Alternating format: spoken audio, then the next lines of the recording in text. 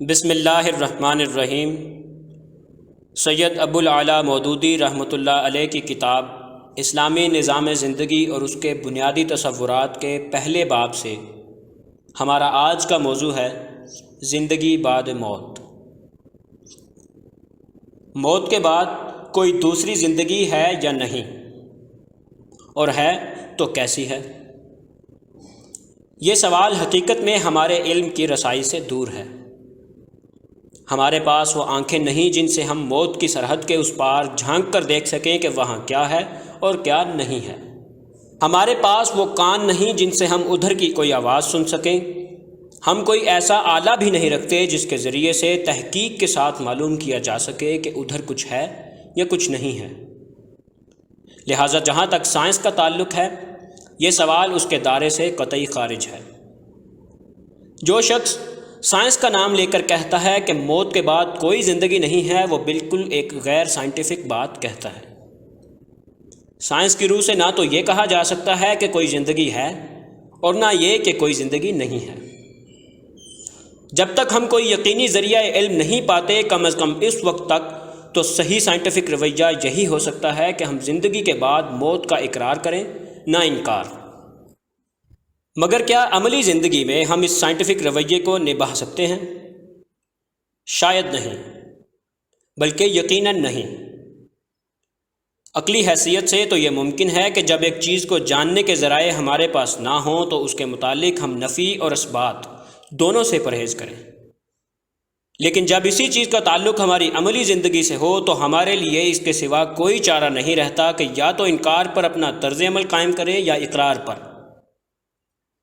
مثلاً ایک شخص ہے جس سے آپ واقف نہیں ہیں، اگر اس کے ساتھ آپ کا کوئی معاملہ درپیش نہ ہو تو آپ کے لیے یہ ممکن ہے کہ اس کے ایماندار ہونے یا نہ ہونے کے بارے میں کوئی حکم نہ لگائیں، لیکن جب آپ کو اس سے معاملہ کرنا ہو تو آپ مجبور ہیں کہ یا تو اسے ایماندار سمجھ کر معاملہ کریں یا بے ایمان سمجھ کر۔ اپنے ذہن میں آپ ضرور یہ خیال کر سکتے ہیں کہ جب تک اس کا ایماندار ہونا یا نہ ہونا ثابت نہ ہو، اس وقت تک ہم شک کے ساتھ معاملہ کریں گے، مگر اس کی ایمانداری کو مشکوک سمجھتے ہوئے جو معاملہ آپ کریں گے، عملاً اس کی صورت وہی ہوگی جو اس کی ایمانداری کا انکار کرنے کی صورت میں ہو سکتی تھی۔ لہٰذا فی الواقع انکار اور اقرار کے درمیان شک کی حالت صرف ذہن ہی میں ہو سکتی ہے۔ عملی رویہ کبھی شک پر قائم نہیں ہو سکتا۔ اس کے لیے تو انکار یا اقرار بہرحال ناگزیر ہے۔ یہ بات تھوڑے ہی غور و فکر کے بعد آپ کو سمجھ میں آ سکتی ہے کہ زندگی بعد موت کا سوال محض ایک فلسفیانہ سوال نہیں ہے، بلکہ ہماری عملی زندگی سے اس کا بہت گہرا تعلق ہے۔ دراصل ہمارے اخلاقی رویے کا سارا انحصار ہی اس سوال پر ہے۔ اگر میرا خیال یہ ہو کہ زندگی جو کچھ ہے بس یہی دنیاوی زندگی ہے اور اس کے بعد کوئی دوسری زندگی نہیں ہے، تو میرا اخلاقی رویہ ایک طرح کا ہوگا، اور اگر میں یہ خیال رکھتا ہوں کہ اس کے بعد ایک دوسری زندگی بھی ہے جس میں مجھے اپنی موجودہ زندگی کا حساب دینا ہوگا اور وہاں میرا اچھا یا برا انجام میرے یہاں کے اعمال پر منحصر ہوگا، تو یقیناً میرا اخلاقی طرز عمل بالکل ایک دوسری ہی طرح کا ہوگا۔ اس کی مثال یوں سمجھیے جیسے ایک شخص یہ سمجھتے ہوئے سفر کر رہا ہے کہ اسے بس یہاں سے کراچی تک جانا ہے، اور کراچی پہنچ کر نہ صرف یہ کہ اس کا سفر ہمیشہ کے لیے ختم ہو جائے گا، بلکہ وہاں پولیس اور عدالت اور ہر اس طاقت کی دسترس سے باہر ہوگا جو اس سے کسی قسم کی باز پرس کر سکتی ہو۔ اور اس کے برعکس ایک دوسرا شخص یہ سمجھتا ہے کہ یہاں سے کراچی تک تو اس کے سفر کی صرف ایک ہی منزل ہے، اس کے بعد اسے سمندر پار ایک ایسے ملک میں جانا ہوگا جہاں کا فرما روا وہی ہے جو پاکستان کا فرما روا ہے، اور اس کے دفتر میں میرے اس پورے کارنامے کا خفیہ ریکارڈ موجود ہے جو میں نے پاکستان کے اس حصے میں انجام دیا ہے، اور وہاں میرے ریکارڈ کو جانچ کر فیصلہ کیا جائے گا کہ میں اپنے کام کے لحاظ سے کس درجے کا مستحق ہوں۔ آپ بآسانی اندازہ کر سکتے ہیں کہ ان دونوں شخصوں کا طرز عمل کس قدر ایک دوسرے سے مختلف ہوگا۔ پہلا شخص یہاں سے کراچی تک کے سفر کی تیاری کرے گا اور دوسرے کی تیاری بعد کی طویل منزلوں کے لیے بھی ہوگی۔ پہلا شخص یہ سمجھے گا کہ نفع یا نقصان جو کچھ بھی ہے کراچی پہنچنے تک ہے، آگے کچھ نہیں، اور دوسرا یہ خیال کرے گا کہ اصل نفع و نقصان سفر کے پہلے مرحلے میں نہیں ہے بلکہ آخری مرحلے میں ہے۔ پہلا شخص اپنے افعال کے صرف انہی نتائج پر نظر رکھے گا جو کراچی تک کے سفر میں نکل سکتے ہیں، لیکن دوسرے شخص کی نگاہ ان نتائج پر ہوگی جو سمندر پار دوسرے ملک میں پہنچ کر نکلیں گے۔ ظاہر ہے کہ ان دونوں شخصوں کے طرز عمل کا یہ فرق براہ راست نتیجہ ہے ان کی اس رائے کا جو وہ اپنے سفر کی نوعیت کے متعلق رکھتے ہیں۔ ٹھیک اسی طرح ہماری اخلاقی زندگی میں بھی وہ عقیدہ فیصلہ کن اثر رکھتا ہے جو ہم زندگی بعد موت کے بارے میں رکھتے ہیں۔ عمل کے میدان میں جو قدم بھی ہم اٹھائیں گے اس کی سمت کا تعین اس بات پر منحصر ہوگا کہ آیا ہم اسی زندگی کو پہلی اور آخری زندگی سمجھ کر کام کر رہے ہیں یا کسی بات کی زندگی اور اس کے نتائج کو ملحوظ رکھتے ہیں۔ پہلی صورت میں ہمارا قدم ایک سمت اٹھے گا اور دوسری صورت میں اس کی سمت بالکل مختلف ہوگی۔ اس سے معلوم ہوا کہ زندگی بعد موت کا سوال محض ایک عقلی اور فلسفیانہ سوال نہیں ہے بلکہ عملی سوال ہے، اور جب بات یہ ہے تو ہمارے لیے اس معاملے میں شک اور تردد کے مقام پر ٹھہرنے کا موقع نہیں ہے۔ شک کے ساتھ جو رویہ ہم زندگی میں اختیار کریں گے وہ بھی لامحالہ انکار ہی کے رویے جیسا ہوگا، لہٰذا ہم بہرحال اس امر کا تعین کرنے پر مجبور ہیں کہ آیا موت کے بعد کوئی زندگی ہے یا نہیں ہے۔ اگر سائنس اس کے تعین میں ہماری مدد نہیں کرتی تو ہمیں عقلی استدلال سے مدد لینی چاہیے۔ اچھا، تو عقلی استدلال کے لیے ہمارے پاس کیا مواد ہے؟ ہمارے سامنے ایک تو خود انسان ہے اور دوسرے یہ نظام کائنات۔ ہم انسان کو اس نظام کائنات کے اندر رکھ کر دیکھیں گے کہ جو کچھ انسان میں ہے آیا اس کے سارے مقتضیات اس نظام میں پورے ہو جاتے ہیں یا کوئی چیز بچ رہ جاتی ہے جس کے لیے کسی دوسری نوعیت کے نظام کی ضرورت ہو۔ دیکھیے، انسان ایک تو جسم رکھتا ہے جو بہت سے معدنیات، نمکیات، پانی اور گیسوں کا مجموعہ ہے۔ اس کے جواب میں کائنات کے اندر بھی مٹی، پتھر، دھاتیں، نمک، گیسیں، دریا اور اسی جنس کی دوسری چیزیں موجود ہیں۔ ان چیزوں کو کام کرنے کے لیے جتنے قوانین کی ضرورت ہے وہ سب کائنات کے اندر کار فرما ہیں، اور جس طرح وہ باہر کی فضا میں پہاڑوں، دریاؤں اور ہواؤں کو اپنے حصے کا کام کرنے کا موقع دے رہے ہیں، اسی طرح انسانی جسم کو بھی ان قوانین کے تحت کام کرنے کا موقع حاصل ہے۔ پھر انسان ایک ایسا وجود ہے جو گرد و پیش کی چیزوں سے غذا لے کر بڑھتا اور نشو و نما حاصل کرتا ہے۔ اسی جنس کے درخت، پودے اور گھاس کائنات میں بھی موجود ہیں، اور وہ قوانین بھی یہاں پائے جاتے ہیں جو نشو و نما پانے والے اجسام کے لیے درکار ہیں۔ پھر انسان ایک زندہ وجود ہے جو اپنے ارادے سے حرکت کرتا ہے، اپنی غذا خود اپنی کوشش سے فراہم کرتا ہے، اپنے نفس کی آپ حفاظت کرتا ہے اور اپنی نوع کو باقی رکھنے کا انتظام کرتا ہے۔ کائنات میں اس جنس کی بھی دوسری بہت سی قسمیں ہیں۔ خشکی، تری اور ہوا میں بے شمار حیوانات پائے جاتے ہیں، اور وہ قوانین بھی تمام و کمال یہاں کار فرما ہیں جو زندہ ہستیوں کے پورے دائرۂ عمل پر حاوی ہونے کے لیے کافی ہیں۔ ان سب سے اوپر انسان ایک اور نوعیت کا وجود بھی رکھتا ہے جسے ہم اخلاقی وجود کہتے ہیں۔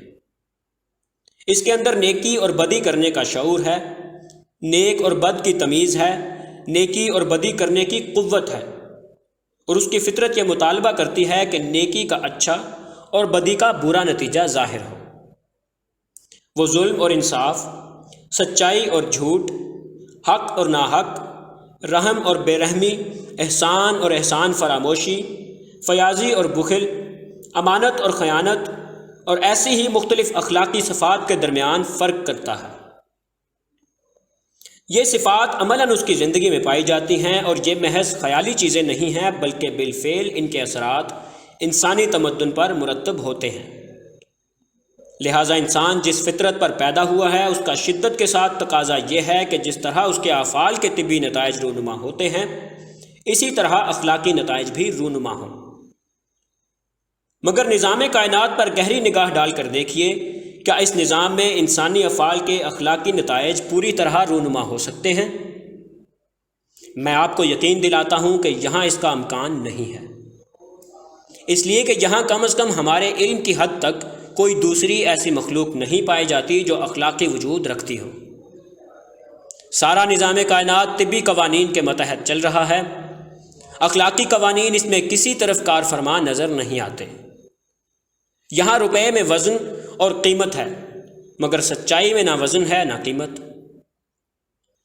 یہاں آم کی گٹھلی سے ہمیشہ آم پیدا ہوتا ہے، مگر حق پرستی کا بیج بونے والے پر کبھی پھولوں کی بارش ہوتی ہے اور کبھی بلکہ اکثر جوتیوں کی۔ یہاں مادی عناصر کے لیے مقرر قوانین ہیں جن کے مطابق ہمیشہ مقرر نتائج نکلتے ہیں، مگر اخلاقی عناصر کے لیے کوئی مقرر قانون نہیں ہے کہ ان کی فعلیت سے ہمیشہ مقرر نتیجہ نکل سکے۔ طبی قوانین کی فرما روائی کے سبب سے اخلاقی نتائج کبھی تو نکل ہی نہیں سکتے، کبھی نکلتے ہیں تو صرف اس حد تک جس کی اجازت طبی قوانین دے دیں، اور بارہا ایسا بھی ہوتا ہے کہ اخلاق ایک فعل سے ایک نتیجہ نکلنے کا تقاضا کرتا ہے، مگر طبی قوانین کی مداخلت سے نتیجہ بالکل برعکس نکل آتا ہے۔ انسان نے خود اپنے تمدنی اور سیاسی نظام کے ذریعے سے تھوڑی سی کوشش اس امر کی ہے کہ انسانی اعمال کے اخلاقی نتائج ایک مقرر ضابطے کے مطابق برآمد ہو سکیں، مگر یہ کوشش بہت محدود پیمانے پر ہے اور بے حد ناقص ہے۔ ایک طرف طبی قوانین اس کو محدود اور ناقص بناتے ہیں، اور دوسری طرف انسان کی اپنی بہت سی کمزوریاں اس انتظام کے نقائص میں اور زیادہ اضافہ کر دیتی ہیں۔ میں اپنے مدعا کی توضیح چند مثالوں سے کروں گا۔ دیکھیے، ایک شخص اگر کسی دوسرے شخص کا دشمن ہو اور اس کے گھر میں آگ لگا دے تو اس کا گھر جل جائے گا۔ یہ اس کے فعل کا طبی نتیجہ ہے۔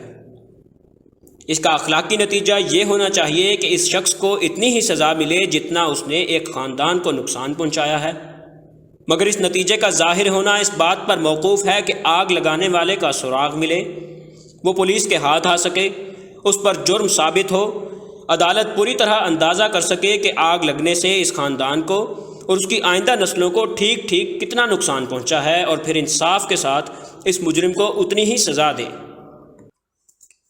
اگر ان شرطوں میں سے کوئی شرط بھی پوری نہ ہو تو اخلاقی نتیجہ یا تو بالکل ہی ظاہر نہ ہوگا یا اس کا صرف ایک تھوڑا سا حصہ ظاہر ہو کر رہ جائے گا، اور یہ بھی ممکن ہے کہ اپنے حریف کو برباد کر کے وہ شخص دنیا میں مزے سے پھولتا پھلتا رہے۔ اس سے بڑے پیمانے پر ایک اور مثال لیجیے۔ چند اشخاص اپنی قوم میں اثر پیدا کر لیتے ہیں اور ساری قوم ان کے کہے پر چلنے لگتی ہے۔ اس پوزیشن سے فائدہ اٹھا کر وہ لوگوں میں قوم پرستی کا اشتعال اور ملک گیری کا جذبہ پیدا کرتے ہیں، گرد و پیش کی قوموں سے جنگ چھیڑ دیتے ہیں، لاکھوں آدمیوں کو ہلاک کر دیتے ہیں، ملک کے ملک تباہ کر ڈالتے ہیں، اور کروڑوں انسانوں کو ذلیل اور پست زندگی بسر کرنے پر مجبور کرتے ہیں۔ انسانی تاریخ پر ان کی ان کارروائیوں کا ایسا زبردست اثر پڑتا ہے جس کا سلسلہ آئندہ سینکڑوں برس تک پشت در پشت اور نسل در نسل پھیلتا جائے گا۔ انسانی تاریخ پر ان کی ان کارروائیوں کا ایسا زبردست اثر پڑتا ہے جس کا سلسلہ آئندہ سینکڑوں برس تک پشت در پشت اور نسل در نسل پھیلتا جائے گا۔ کیا آپ سمجھتے ہیں کہ یہ چند اشخاص جس جرم عظیم کے مرتکب ہوئے ہیں اس کی مناسب اور منصفانہ سزا انہیں کبھی بھی اس دنیاوی زندگی میں مل سکتی ہے؟ ظاہر ہے کہ اگر ان کی بوٹیاں بھی نوچ لی جائیں، اگر انہیں زندہ جلا ڈالا جائے یا کوئی ایسی سزا دی جائے جو انسان کے بس میں ہے، تب بھی کسی طرح وہ اس نقصان کے برابر سزا نہیں پا سکتے جو انہوں نے کروڑہا انسانوں کو اور ان کی آئندہ بے شمار نسلوں کو پہنچایا ہے۔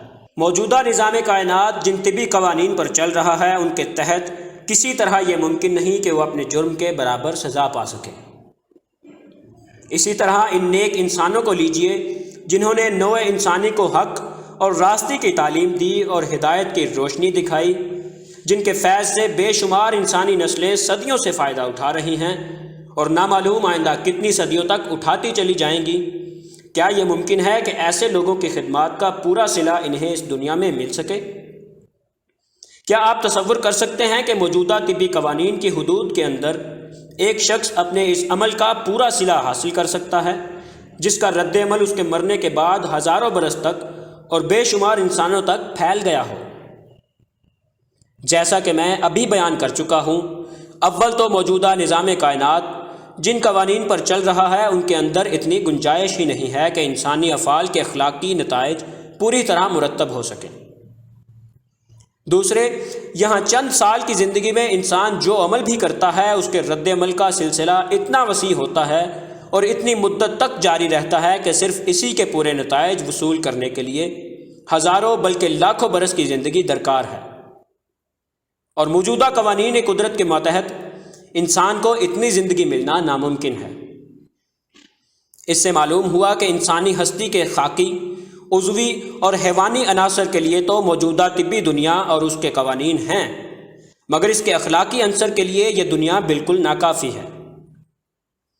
اس کے لیے ایک دوسرا نظام عالم درکار ہے جس میں حکمراں قانون اخلاق کا قانون ہو اور طبی قوانین اس کے ماتحت محض مددگار کی حیثیت سے کام کریں، جس میں زندگی محدود نہ ہو بلکہ غیر محدود ہو، جس میں وہ تمام اخلاقی نتائج جو یہاں مرتب ہونے سے رہ گئے ہیں یا الٹے مرتب ہوئے ہیں وہ اپنی صحیح صورت میں پوری طرح مرتب ہو سکیں، جہاں سونے اور چاندی کے بجائے نیکی اور صداقت میں وزن اور قیمت ہو، جہاں آگ صرف اس چیز کو جلائے جو اخلاقاً جلنے کی مستحق ہو، جہاں عیش اسے ملے جو نیک ہو اور مصیبت صرف اس کے حصے میں آئے جو بد ہو۔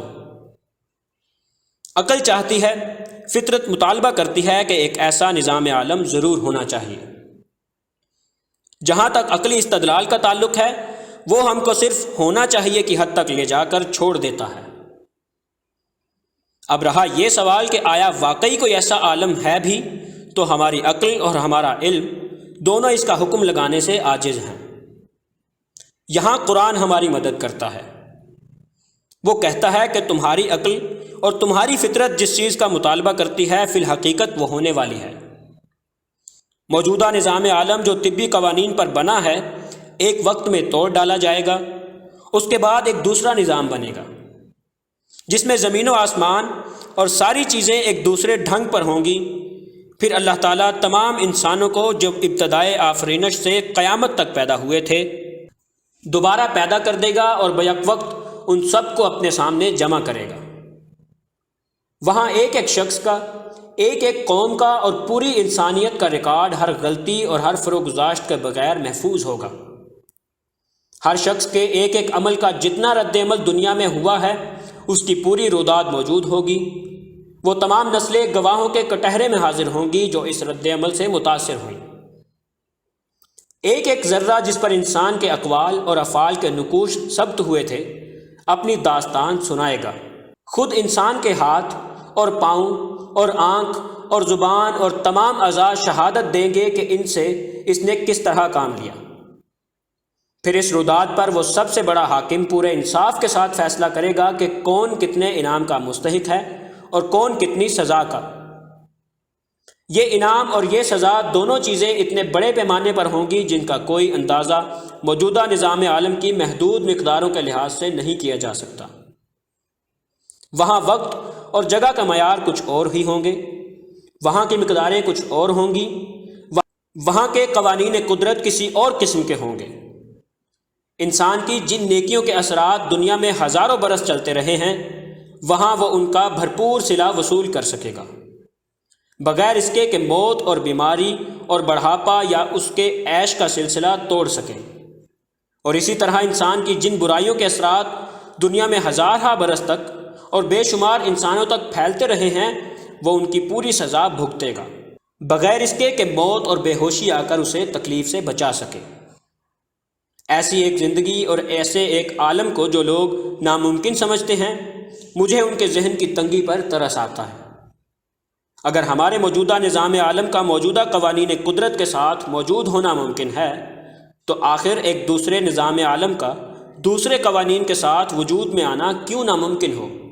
البتہ یہ بات کہ واقعی میں ایسا ضرور ہوگا تو اس کا یقین نہ دلیل سے ہو سکتا ہے اور نہ علمی ثبوت سے۔ اس کے لیے ایمان بالغیب کی ضرورت ہے۔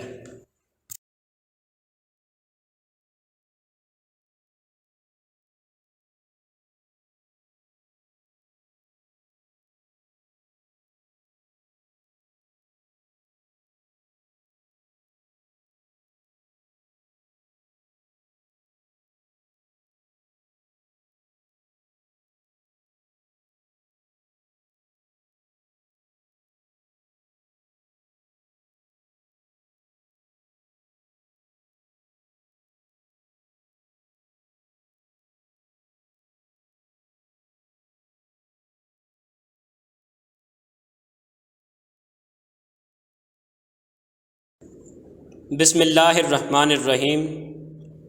سید ابو العلا مودودی رحمۃ اللہ علیہ کی کتاب اسلامی نظام زندگی اور اس کے بنیادی تصورات کے پہلے باب سے ہمارا آج کا موضوع ہے زندگی بعد موت۔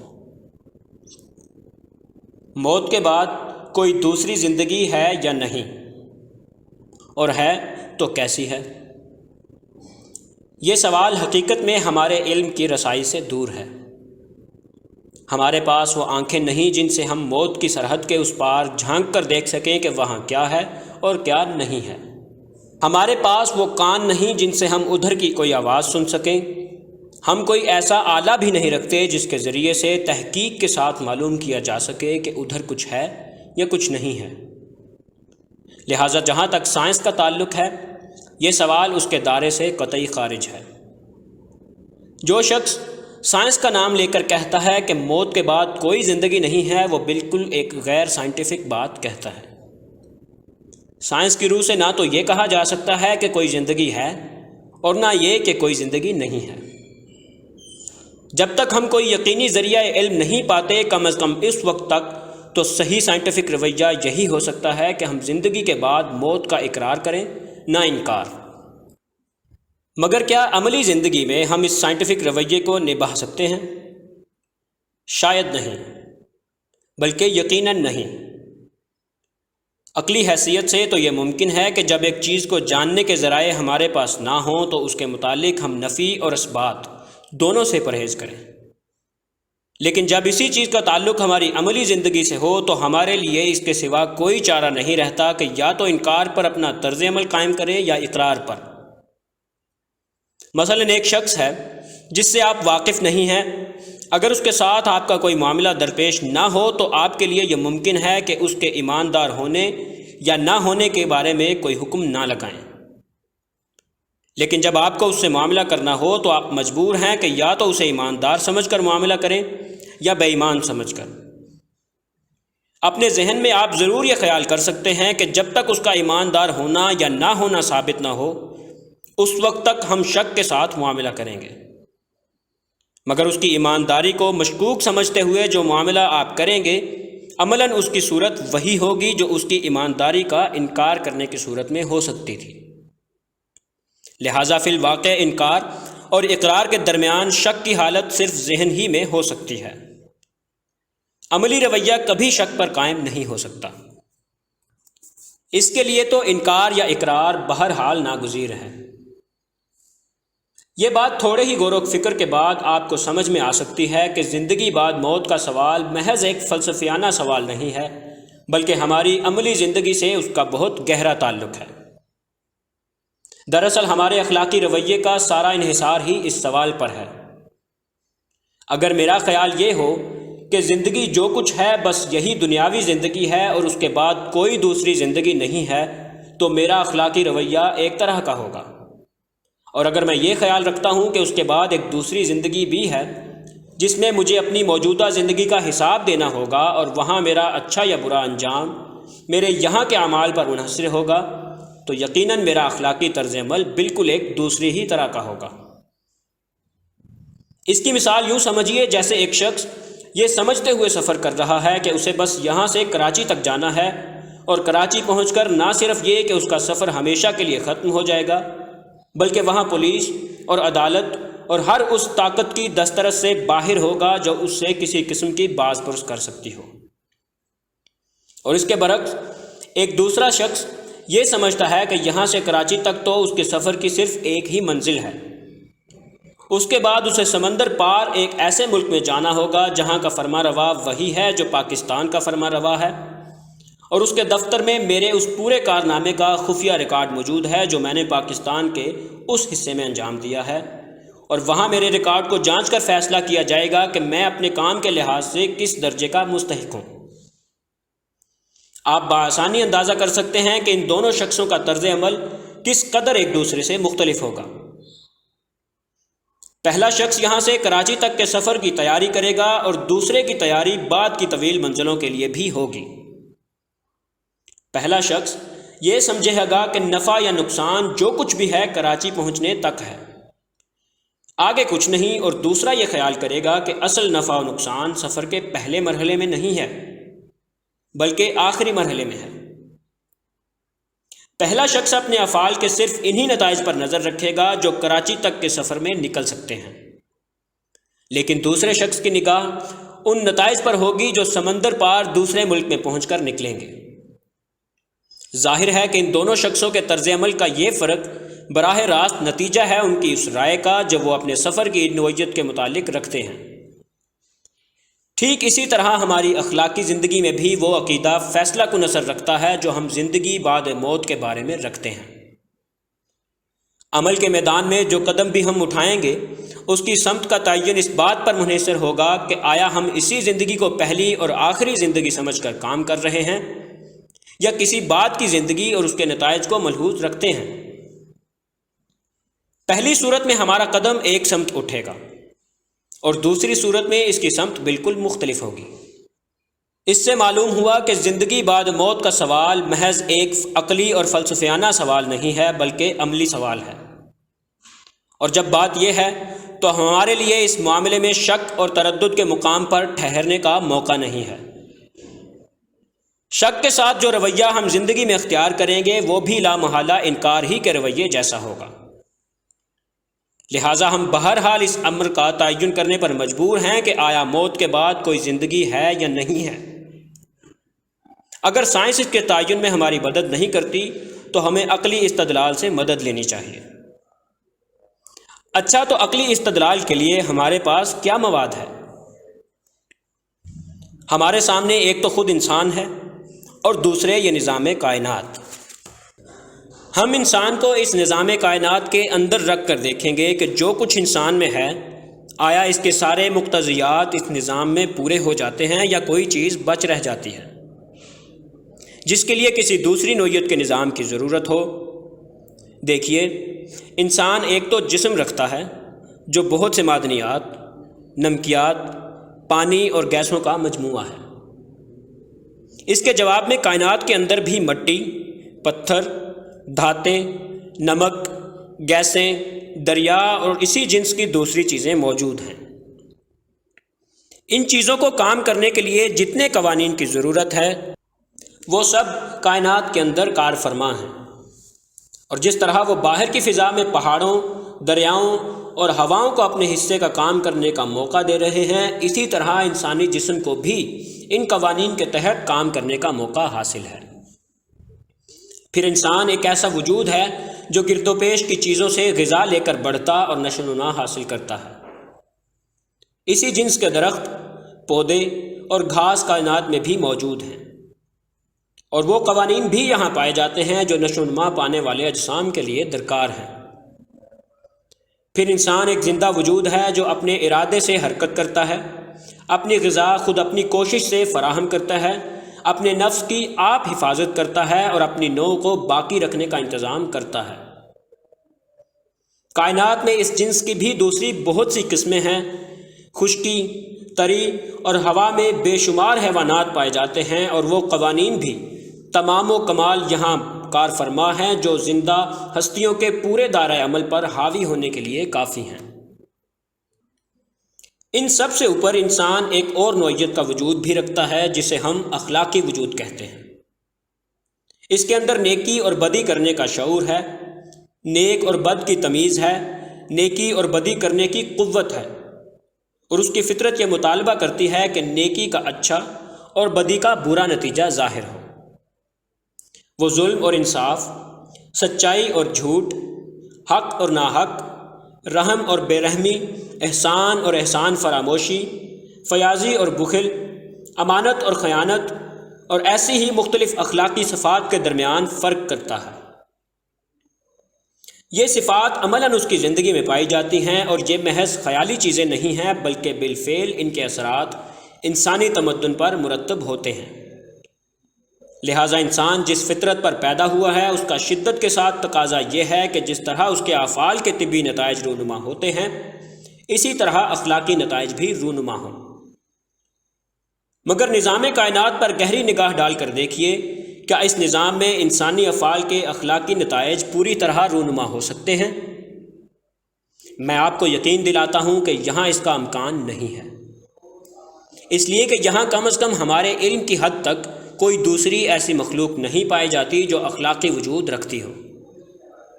سارا نظام کائنات طبی قوانین کے متحد چل رہا ہے، اخلاقی قوانین اس میں کسی طرف کار فرما نظر نہیں آتے۔ یہاں روپے میں وزن اور قیمت ہے، مگر سچائی میں نہ وزن ہے نہ قیمت۔ یہاں آم کی گٹھلی سے ہمیشہ آم پیدا ہوتا ہے، مگر حق پرستی کا بیج بونے والے پر کبھی پھولوں کی بارش ہوتی ہے اور کبھی بلکہ اکثر جوتیوں کی۔ یہاں مادی عناصر کے لیے مقرر قوانین ہیں جن کے مطابق ہمیشہ مقرر نتائج نکلتے ہیں، مگر اخلاقی عناصر کے لیے کوئی مقرر قانون نہیں ہے کہ ان کی فعلیت سے ہمیشہ مقرر نتیجہ نکل سکے۔ طبی قوانین کی فرما روائی کے سبب سے اخلاقی نتائج کبھی تو نکل ہی نہیں سکتے، کبھی نکلتے ہیں تو صرف اس حد تک جس کی اجازت طبی قوانین دے دیں، اور بارہا ایسا بھی ہوتا ہے کہ اخلاق ایک فعل سے ایک نتیجہ نکلنے کا تقاضا کرتا ہے، مگر طبی قوانین کی مداخلت سے نتیجہ بالکل برعکس نکل آتا ہے۔ انسان نے خود اپنے تمدنی اور سیاسی نظام کے ذریعے سے تھوڑی سی کوشش اس امر کی ہے کہ انسانی اعمال کے اخلاقی نتائج ایک مقرر ضابطے کے مطابق برآمد ہو سکیں، مگر یہ کوشش بہت محدود پیمانے پر ہے اور بے حد ناقص ہے۔ ایک طرف طبی قوانین اس کو محدود اور ناقص بناتے ہیں، اور دوسری طرف انسان کی اپنی بہت سی کمزوریاں اس انتظام کے نقائص میں اور زیادہ اضافہ کر دیتی ہیں۔ میں اپنے مدعا کی توضیح چند مثالوں سے کروں گا۔ دیکھیے، ایک شخص اگر کسی دوسرے شخص کا دشمن ہو اور اس کے گھر میں آگ لگا دے تو اس کا گھر جل جائے گا۔ یہ اس کے فعل کا طبی نتیجہ ہے۔ اس کا اخلاقی نتیجہ یہ ہونا چاہیے کہ اس شخص کو اتنی ہی سزا ملے جتنا اس نے ایک خاندان کو نقصان پہنچایا ہے، مگر اس نتیجے کا ظاہر ہونا اس بات پر موقوف ہے کہ آگ لگانے والے کا سراغ ملے، وہ پولیس کے ہاتھ آ سکے، اس پر جرم ثابت ہو، عدالت پوری طرح اندازہ کر سکے کہ آگ لگنے سے اس خاندان کو اور اس کی آئندہ نسلوں کو ٹھیک ٹھیک کتنا نقصان پہنچا ہے، اور پھر انصاف کے ساتھ اس مجرم کو اتنی ہی سزا دے۔ اگر ان شرطوں میں سے کوئی شرط بھی پوری نہ ہو تو اخلاقی نتیجہ یا تو بالکل ہی ظاہر نہ ہوگا یا اس کا صرف ایک تھوڑا سا حصہ ظاہر ہو کر رہ جائے گا، اور یہ بھی ممکن ہے کہ اپنے حریف کو برباد کر کے وہ شخص دنیا میں مزے سے پھولتا پھلتا رہے۔ اس سے بڑے پیمانے پر ایک اور مثال لیجیے۔ چند اشخاص اپنی قوم میں اثر پیدا کر لیتے ہیں اور ساری قوم ان کے کہے پر چلنے لگتی ہے۔ اس پوزیشن سے فائدہ اٹھا کر وہ لوگوں میں قوم پرستی کا اشتعال اور ملک گیری کا جذبہ پیدا کرتے ہیں، گرد و پیش کی قوموں سے جنگ چھیڑ دیتے ہیں، لاکھوں آدمیوں کو ہلاک کر دیتے ہیں، ملک کے ملک تباہ کر ڈالتے ہیں، اور کروڑوں انسانوں کو ذلیل اور پست زندگی بسر کرنے پر مجبور کرتے ہیں۔ انسانی تاریخ پر ان کی ان کارروائیوں کا ایسا زبردست اثر پڑتا ہے جس کا سلسلہ آئندہ سینکڑوں برس تک پشت در پشت اور نسل در نسل پھیلتا جائے گا۔ انسانی تاریخ پر ان کی ان کارروائیوں کا ایسا زبردست اثر پڑتا ہے جس کا سلسلہ آئندہ سینکڑوں برس تک پشت در پشت اور نسل در نسل پھیلتا جائے گا۔ کیا آپ سمجھتے ہیں کہ یہ چند اشخاص جس جرم عظیم کے مرتکب ہوئے ہیں اس کی مناسب اور منصفانہ سزا انہیں کبھی بھی اس دنیاوی زندگی میں مل سکتی ہے؟ ظاہر ہے کہ اگر ان کی بوٹیاں بھی نوچ لی جائیں، اگر انہیں زندہ جلا ڈالا جائے یا کوئی ایسی سزا دی جائے جو انسان کے بس میں ہے، تب بھی کسی طرح وہ اس نقصان کے برابر سزا نہیں پا سکتے جو انہوں نے کروڑہا انسانوں کو اور ان کی آئندہ بے شمار نسلوں کو پہنچایا ہے۔ موجودہ نظام کائنات جن طبی قوانین پر چل رہا ہے ان کے تحت کسی طرح یہ ممکن نہیں کہ وہ اپنے جرم کے برابر سزا پا سکے۔